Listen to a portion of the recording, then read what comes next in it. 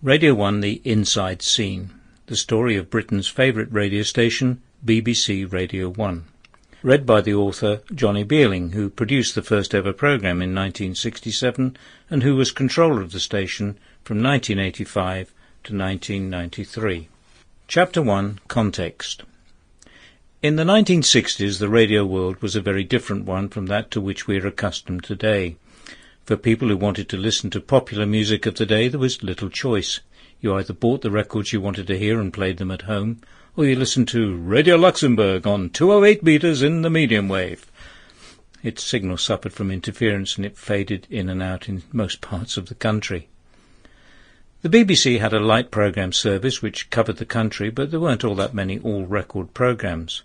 Housewife's Choice for 55 minutes every morning. Two-way family favourites on Sunday lunchtime. Those were the big shows, but these were compiled from a broad range of records. At lunchtime every weekday there was Midday Spin, and at weekends Pete Murray and David Jacobs entertained for a couple of hours in the evenings. Those with experience of American radio spotted a gap in the market, and in the early 60s a range of pirate stations were set up to broadcast all-day pop music. Although they were illegal because they paid no copyright fees for the music and transmitted on frequencies to which they had no right, they soon developed a huge following, particularly among the youth of the country. By 1965 the BBC had started to respond, but it was a slow response and involved an increase in the number and style of their pop music shows. The overproduced scripted approach of the light programme DJs didn't match that of the free and easy ad-libbing pirates. It was hampered by a lack of funds, and I suspect by a lack of BBC management enthusiasm for this sector of the market. It was time to rethink the whole structure of domestic broadcasting. Broadcasting in the 70s was the title of a policy document which set off a reorganisation of the whole of domestic radio broadcasting. Instead of the old home, light and third programmes, there would be 4 national networks broadcasting broadly on generic lines. These would be complemented by a chain of local radio stations broadcasting across England. Thus emerged the following shape for the networks: Radio 1, Popular Music; Radio 2, Light Music, Sport and Entertainment; Radio 3, Music and Cultural Spoken Word; Radio 4, News, Drama, Education, and so on. These 4 national networks were born on September the 27th, 1967, and of course that was the start of BBC Radio 1. This was the network which was to consume my life for the next 26 years.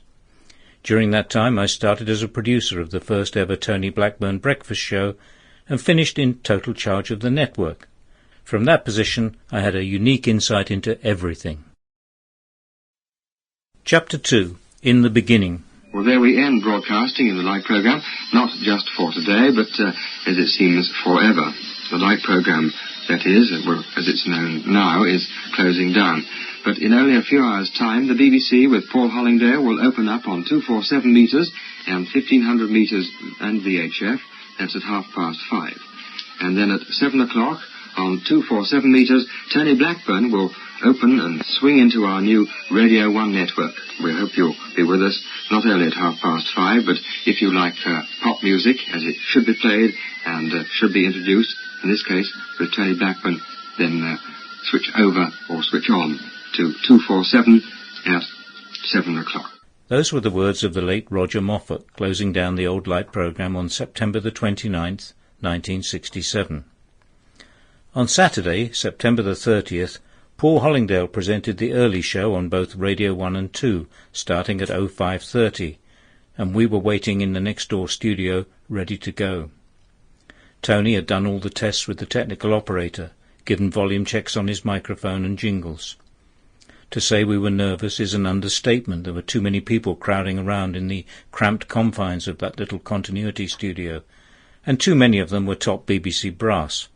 And there was a TV camera crew to record the event for posterity. It didn't make for a relaxed atmosphere.